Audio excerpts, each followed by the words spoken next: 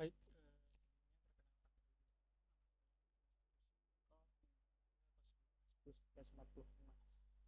ya, di sini saya izin untuk presentasi terkait dengan tugas yang diberikan kemarin, yaitu analisis menggunakan metode SWOT dan BMC, Business Model Canvas, untuk menentukan BMC.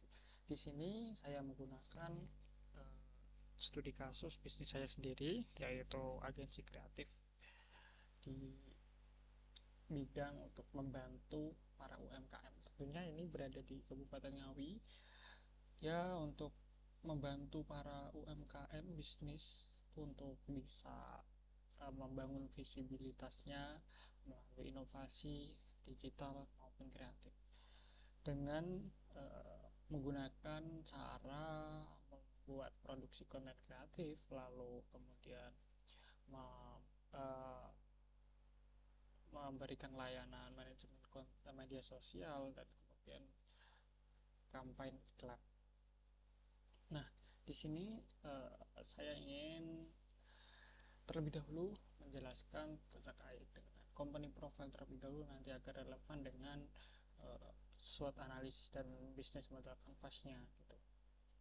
Ya, seperti yang saya jelaskan tadi, ya, Murut Studios ya berada di Kabupaten Ngawi. Tentunya uh, kita mempunyai visi misi, kita mempunyai visi, yaitu ingin menjadikan agensi Murut Studios ini menjadi agensi yang terpercaya bagi para pelaku usaha UMKM, khususnya di bisnis lokal gitu ya. Untuk misinya kita turunan, ya, memproduksi konten video, lalu uh, membangun iklan, men-set iklan yang tentunya bisa tertarget, kemudian uh, memaksimalkan kualitas visual dan manajemen media sosial, dan membangun hubungan klien dengan baik. Tentunya itu yang paling penting. Di sini saya ingin jelaskan juga terkait dengan ada beberapa job desk. Jadi ada yang pertama digital marketing, kemudian visual, kemudian ada desain atau desainer, dan yang terakhir ada IT. Di sini semua lingkup dari dari segala bidang ini yang diberikan tanggung jawab itu adalah saya, yang memastikan semua operasional itu berjalan dengan baik, sehingga klien-klien ini bisa uh, uh, me, me, mendapatkan suatu pelayanan yang baik. Sehingga di sini saya sebagai COO-nya yang tentunya mengelola pengelola semua operasional dari semua bidang ini.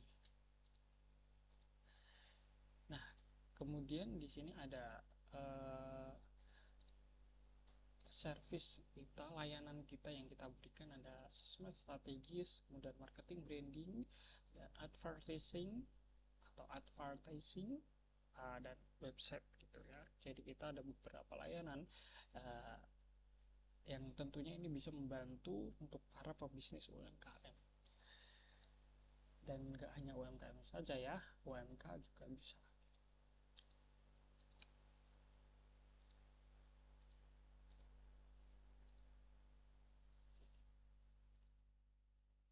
Di sini ada bisnis model kita, itu ada pembayaran bulanan seperti tadi manajemen konten media sosial yang biasanya dibayar bulanan, atau per proyek juga bisa.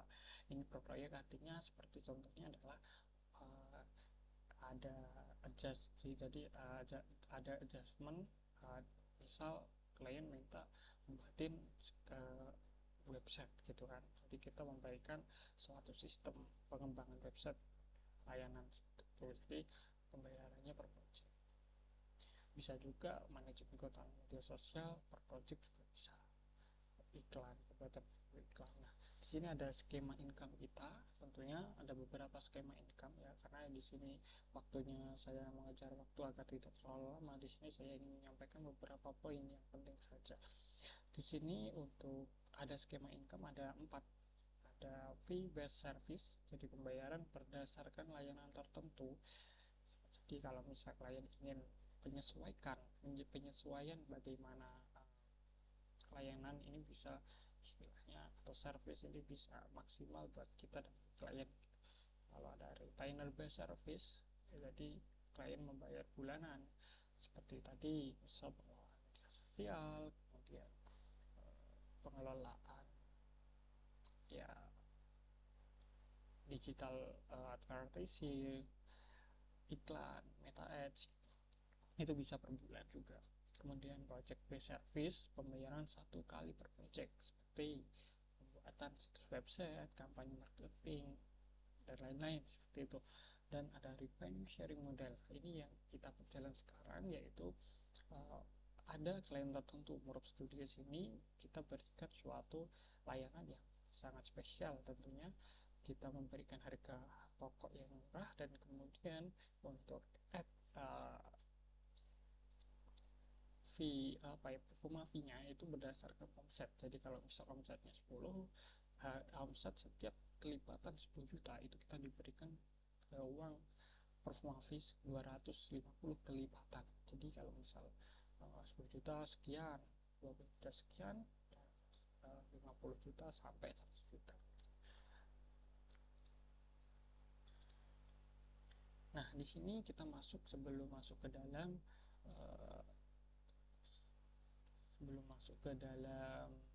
SWOT analisis, saya ingin jelaskan terlebih dahulu. Saya menjelaskan terkait kemudian goalsnya. Jadi sebelum kita menentukan SWOT analisis, agar tidak random, agar tidak liar, kita sebaiknya itu menentukan terlebih dahulu konteksnya itu bisa berbentuk goals. Jadi kalau misal saya diberikan amanat diberikan tugas kepada bos saya, misal di suatu perusahaan saya disuruh untuk melakukan SWOT analisis, kemudian saya hanya menyimpulkan kekuatannya, misal kamu disuruh kamu harus buat SWOT analisis ya perusahaan ini. Nah, sedangkan saya nggak tahu nih apa konteksnya, apa goalsnya di perusahaan gitu. Saya hanya menentukan ya strength, misalnya kan kekuatan kita perusahaan, kita mempunyai duit, mempunyai budget yang banyak untuk kita spend gitu kan misalnya. Nah, kemudian apakah itu relevan dengan apa yang dijadikan goals bos kita gitu kan. Kalau misal goal bos kita itu ingin perusahaannya ingin melakukan SWOT analisis, tentunya ingin perusahaannya meningkat ya, misal ingin berbanyak cabang, maka strength itu akan relevan dengan budget yang sangat banyak. Ini akan relevan dengan kemudian bos ingin mempunyai cabang yang banyak gitu, ingin menambah cabang misalnya. Namun ketika bosnya ingin memperbaiki kualitas produk, maka uang itu ya budget yang banyak itu tidak akan relevan, maka tidak akan relevan juga. Jadi gak semua uang itu relevan dengan apa yang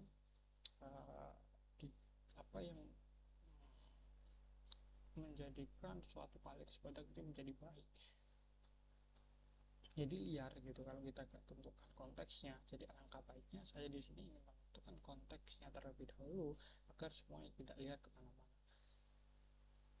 Seperti analoginya seperti ini contohnya. Saya ingin lari maraton. Kemudian saya ingin periksa ke dokter.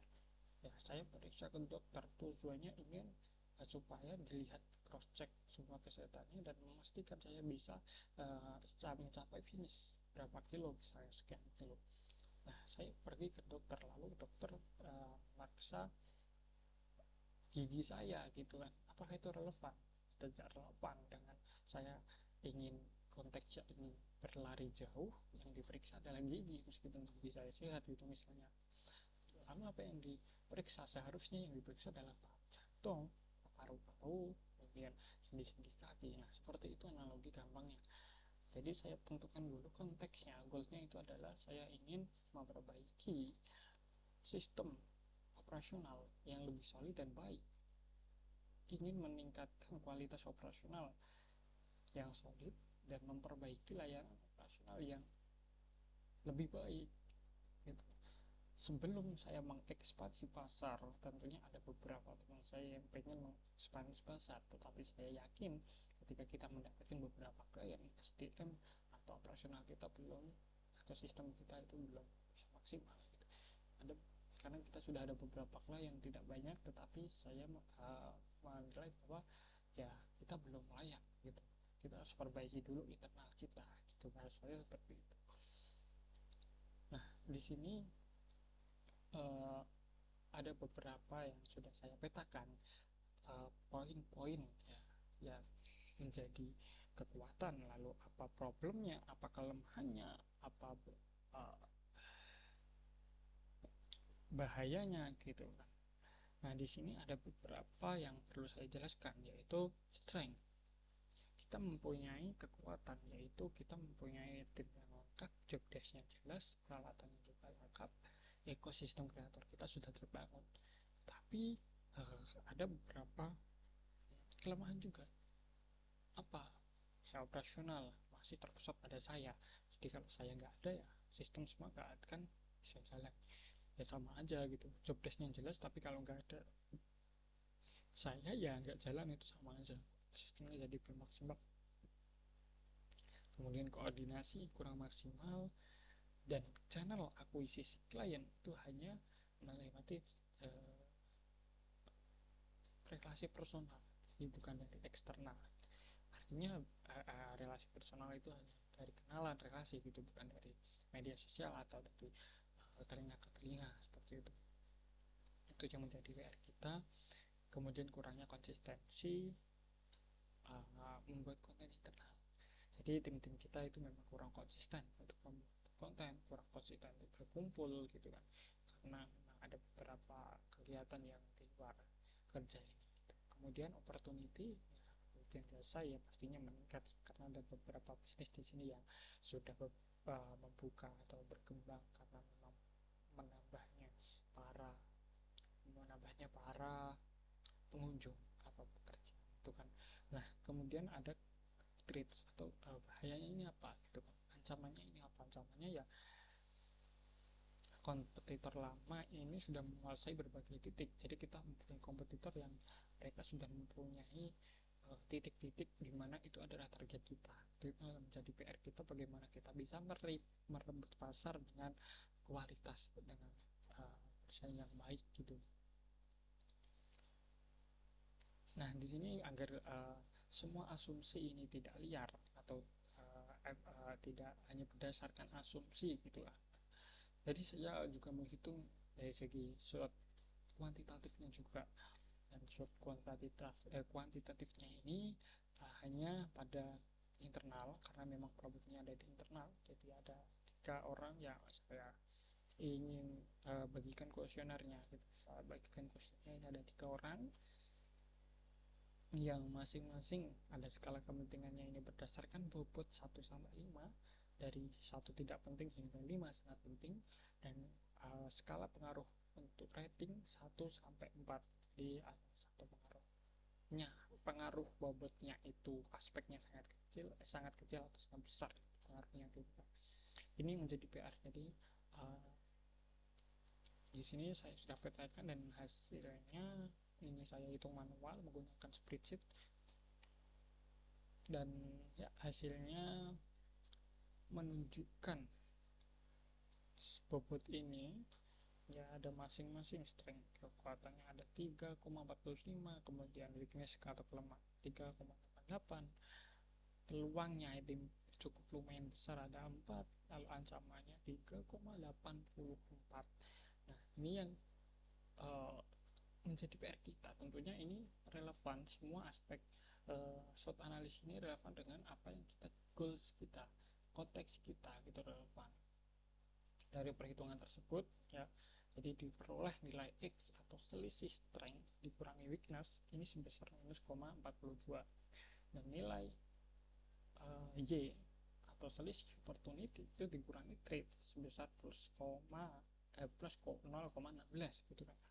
Dan karena X negatif dan Y positif, Camel Studios berada di kuadran 3, yaitu strength, turn around atau perbaikan. Jadi kita melakukan penataan terlebih dahulu sebelum mengekspansi pasar. Kita perbaiki dulu operasional yang perlu kita perbaiki terlebih dahulu. Tentunya ada rekomendasi aksi dari saya. Yang pertama ada delegasi bagian operasional ke tim, ya yang kedua susun alur kerja yang jelas, dan bangun pipeline klien dari relasi personal, bukan dari hanya relasi personal, yang menjadi jadwal untuk membuat konten ini bisa rutin. Kita masuk ke dalam bisnis model kanvasnya. Nah, di sini ada bisnis model kanvas. Jadi setelah tahu di mana posisi strength di posisi strategi Murop Studios ini dari SWOT tadi, sekarang saya tuangkan kemudian BMC-nya supaya strategi ini punya bentuk yang jelas gitu, atau yang lebih konkretnya. Nah, di sini yang perlu jadi, ya sebenarnya sama aja sama agensi lain, tapi yang ada beberapa perbedaan di sini. Di sisi kayak partners, dan saya sudah masukkan tadi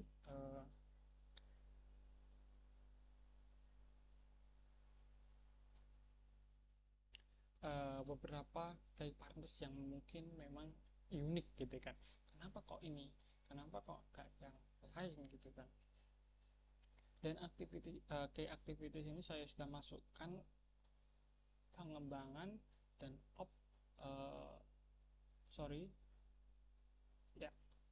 membuat konten dan manajemen media sosial. Ini saya sudah masukkan ke activity. Jadi memang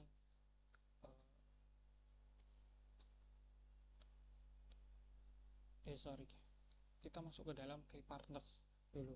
Jadi saya ingin jelaskan terlebih dahulu terkait dengan key partners ya. Di sini ada platform digital, jadi ada platform digital iklan, lalu influencer, dan key opini leader atau KOL. Ya, tujuannya untuk misal suatu brand ini ingin diiklankan atau dipromosikan oleh suatu yang orang atau influencer yang memang ya, di bidangnya gitu kan, lebih spesifik. Lalu kalau KOL itu plusnya orang akan lebih cepat untuk menentukan atau lebih trust gitu lah bahasanya, lebih percaya itu kalau KOL. Lalu freelancer dan creator kreatif seperti desainer grafis, DJ, band musik. Ini pasti akan bertanya, agensi kok ada DJ-nya, agensi kok ada band musiknya, ini kenapa? Emang ada relasinya gitu? Tentunya ada. Nanti mungkin saya jelaskan. Lalu ada mitra pengembangan teknologi, pastinya programmer, pembuat website dan lain-lain, dan komunitas aktif, jaringan komunitas seperti komunitas sepeda, lari, musik, DJ, dan lain-lain. Ini akan menjadi pertanyaan besar, kenapa kok ada ini? Apakah itu relevan kalau buat kita gitu. Misal kita mendapatkan klien kafe gitu. Klien kafe, kemudian kita manfaatkan relasi-relasi itu, seperti contohnya tadi kita mendapatkan klien kafe gitu kan, misal kita mendapatkan klien kafe, dan klien kafe itu ingin membuat kafe ini jadi ramai, ada komunitasnya. Contohnya kalau kita membuat komunitas, kita akan bisa gini, suatu kafe atau suatu bisnis kafe itu akan ramai ketika ada komunitasnya, ada spesifik komunitas, misal skena, lari, atau mungkin WFO, WF ya WFC gitu kan. Ini akan menjadikan suatu perhatian penting bagi kafe ini, pengusaha kafe ini, spesifiknya ini apa gitu, komunitasnya ingin diisi apa, oleh apa. Nah, tentunya kalau misalnya ada permintaan dari bisnis owner cafe, maka saya bisa menyesuaikan. Kita akan membuat misalnya masih target audiensnya atau targetnya adalah orang-orang yang olahraga atau pelari. Selain pelari, kita juga ada skena itu ya bisa Pak. Nah, maka saya akan membuat event-event. Jadi saya masuk ke dalam komunitas lari tersebut atau komunitas skena tersebut, saya akan masuk ke dalam situ bagaimana saya bisa berpengaruh di komunitas tersebut untuk apa ya, mengarahkan ketika ada ketika ada 20 menit ketika ada event-event, maka saya rekomendasikan untuk berkumpul di kafe tersebut gitu. Kemudian apakah harus membayar komunitas tersebut? Tentu tidak. Apakah nanti saya akan menarik membuat happy parent semakin mahal? Ya tentu tidak. Ini ada strateginya agar bagaimana saya bisa berpengaruh ke dalam komunitas tersebut, bisa mengarahkan orang, bisa ketika ada event bisa kumpul di situ. Nah, kita bisa kasih DJ, kasih band musik agar ramai. Itulah contoh kecilnya gitu. Saya tidak akan jelaskan lebih detail terkait bagaimana pengelolaan keuangannya nanti. Kemudian ya saya, karena waktunya sudah hampir habis, mohon maaf saya tidak bisa menjelaskan semuanya, tetapi kurang lebih untuk strukturalnya seperti ini sudah sesuai dengan bisnis saya yang saya jalankan. Tentunya tidak pakai AI, ya nggak mungkin juga pakai AI serumit ini kan. Ya, terima kasih sebelumnya Bapak, izin mohon maaf tidak ada salah kata atau mungkin uh, salah penyebutan, karena memang agak sulit juga ya karena tidak menerangkan secara langsung ke dalam di depan gitu. Mungkin ada kalimat yang kurang salah atau kurang berkenan gitu, saya mohon maaf. Oh ya, sebelumnya menganalisis apa ya kemarin, ada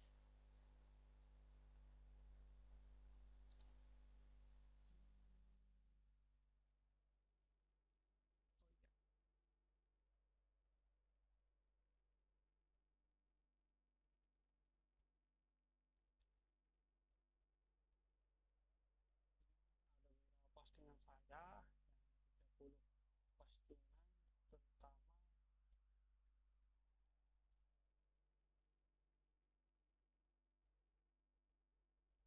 sudah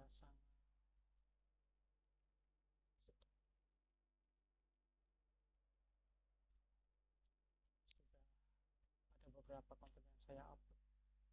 Ini ada 6, dan nanti saya tambah lagi, tapi totalnya lebih dari 30 konten gitu. Dan sudah terintegrasi di Facebooknya juga. Ini ini sudah saya integrasikan ke Facebook dan Instagram. Mengantar ini,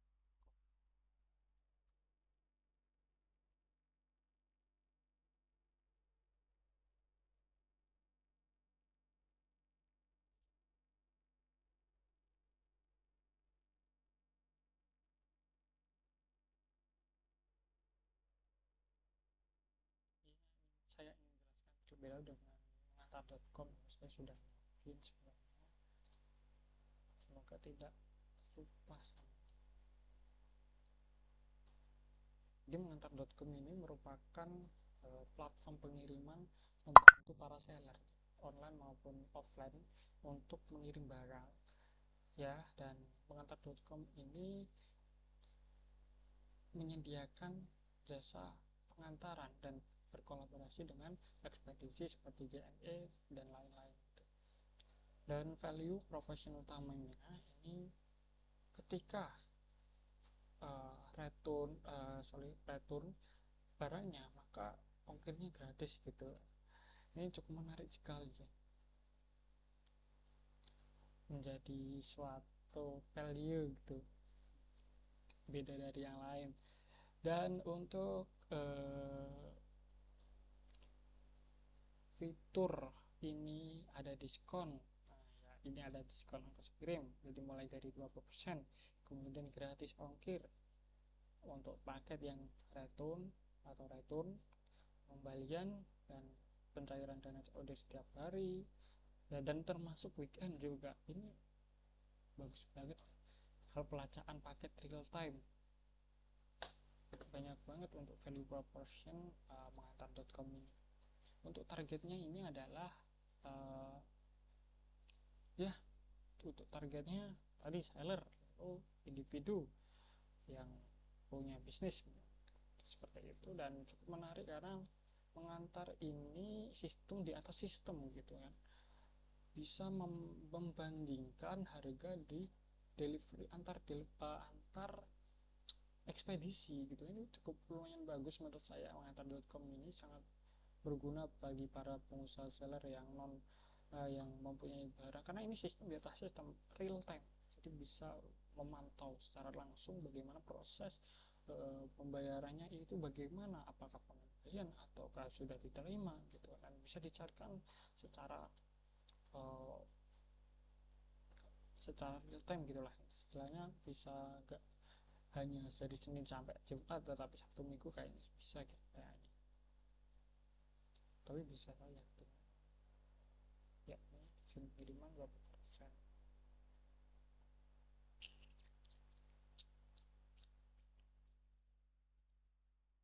Ya, ini ada pemantauan. Saya belum coba karena memang belum sempat. Oh, ini bisa perhatikan pada pengiriman, pelacakan, pendapat. Ya, seperti ini karena memang mengantar.com ini kayaknya dari Malang, jadi sistem di atas sistem gitu yang membantu untuk para seller atau individu ini mengirim barang melalui ekspedisi. Ini itu yang bisa saya sampaikan karena waktunya sudah lama. Mohon izin apabila ada salah kata. Saya Ardias Agus Bukan 2.5 1145 izin dari video. Terima kasih. Wassalamualaikum warahmatullahi wabarakatuh.